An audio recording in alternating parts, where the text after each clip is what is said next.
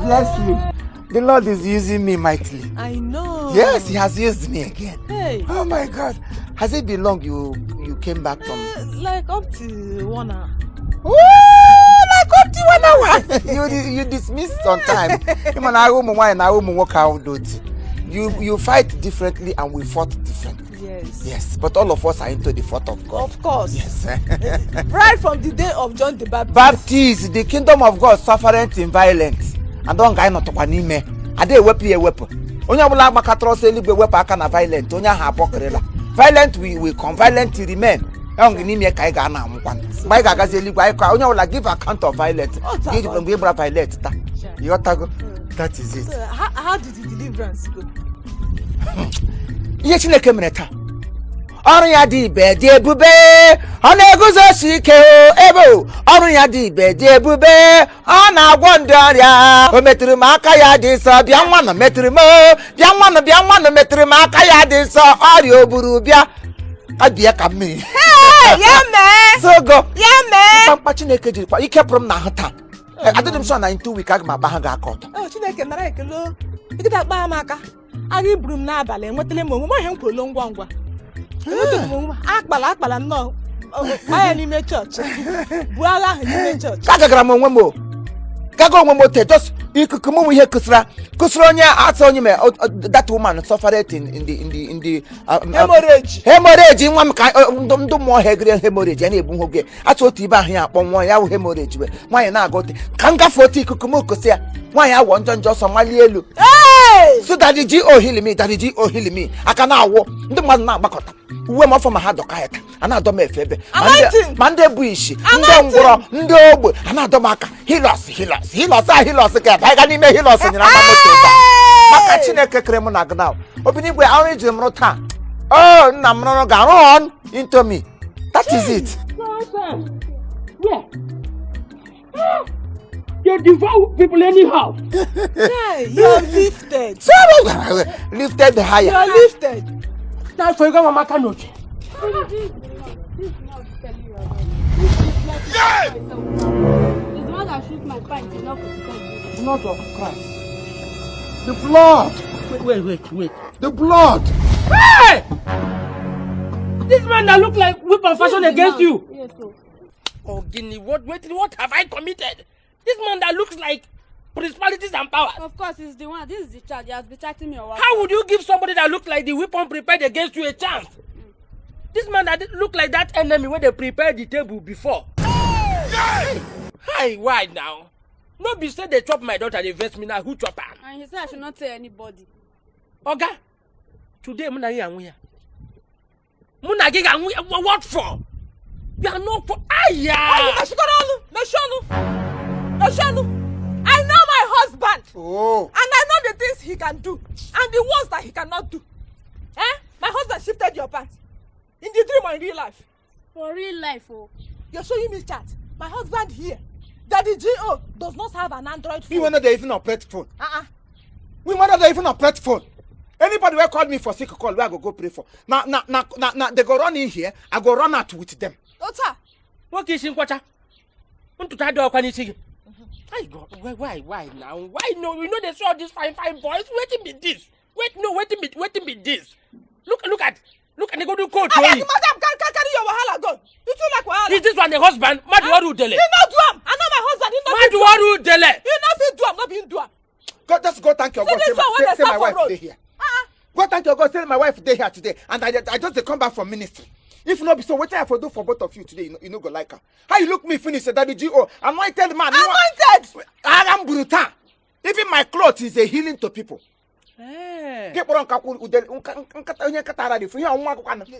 Somebody shifted something like this. I say thank you for chopping udele. Give your gun on it.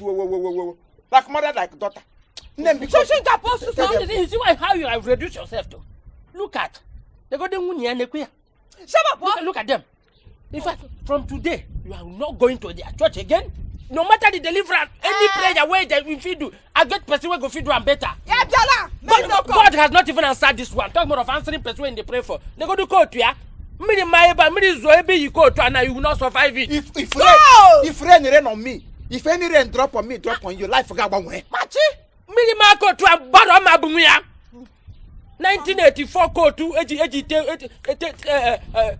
Kwasikwa. Madam, she got back a boy.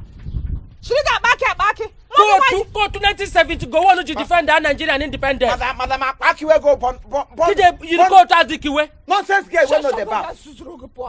My yocha, the room may figure. Eh? Te bleaching te mananike. I'm not sure. Te, sir. Let me empty and cut the Morgan Akuchiri. It was transparent. I'll try to go to food digging. Chiri empty and transparent Kaka did an Akuku Sheba. Te bleaching te, okay, you take a bleach. Okay, my pecan can mark it or attack it, Doji. That shall not speak evil. That shall not speak evil against the righteous. But that shall do evil. On your evil. That shall do evil. Man, him or evil nowhere. I'm not to use Karoku. I'm not forgetting a few infection already. And I know something like a rubber infection already. Staphylococcus aureus, LOI, EDOI, Andonai, Candida 1, 2, 3, and 4, gonorrhea, Ngajatono to Ngajatona, Yam Nano Kamna Fogi. Nonsense. Fake pastors, fake prophets everywhere. You know, only the transparent. Why your banze? Why, Kai? Look at Ejibida. You get mind, get leg, carry the pig. Come anointed the compound. Come they talk rubbish. Small girl when they bath, where they smell catchy. Small girl when not even sweet. Safe. Why I say make I help? Also. Small girl when no. I mean the appearance no sweet for eye. Daddy Gio. Mother Gio. Daddy Gio. I shame me. I dey shame for you. I know some of these things what they're talking are true. I know you. I dey hear before, but I never see. You see, for your own house now they carry your wahala come meet you. So you believe this in where this woman where they drink or go they go around? Why ya wapa? Na go aga huje. When you bring up ewezo ye kawan ni nyoko gi gre. I need Google chat. Give me phone. I don't use Android. I don't use Android. You know how you use Android. Accepted. G.O. You don't use Android. But you must take a share hotspot. Yes, give pay device. Give Sato. Give Sato card. Pull out to camera. Pull in. Give take a white shot. Master. Give take a. Who wait but better than I still come here brain him and abale. And I'm still download the first year. On the mo trakota. Here. Device said they were a name. Give what a buria ke for offering. You